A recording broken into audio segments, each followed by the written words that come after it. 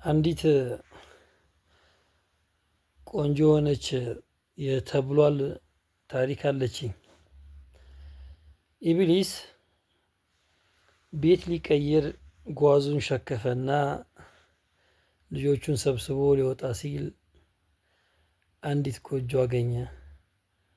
ቆይማ እዛች ጎጆ ላይ ገብቼ ሳላሳስታቸውማ አልንሄድም ብሎ ወደዛች ገባ። ልጆቹም እሱን ይጠበቁት ነበር።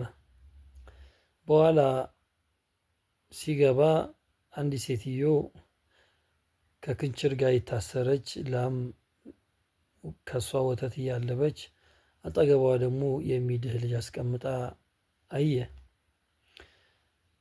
ኢብሊስም ላምዋን ክንችሩን በመነቅነቅ በጣም አስደነገጣት።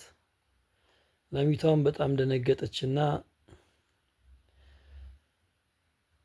ወተቱንም ደፋችው፣ ልጁንም በእርግጫ ገደለችው።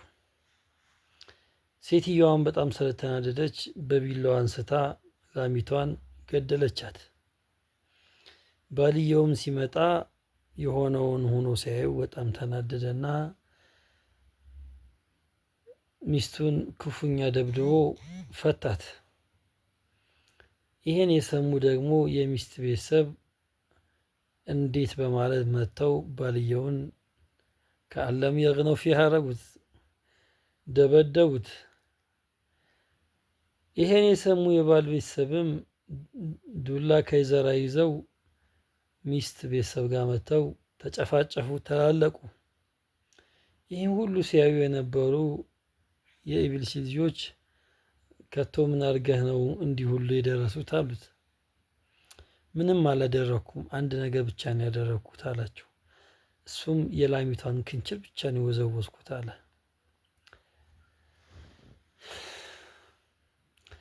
አንዳንድ ጊዜ በቃላታችን ወይም በእጃችን ማድረግ ስለቀለለን ብቻ የምናደርገው ነገር የሰው ሕይወት ለዘላለም ሊያጠፋ ሊያጨልም ይችላል።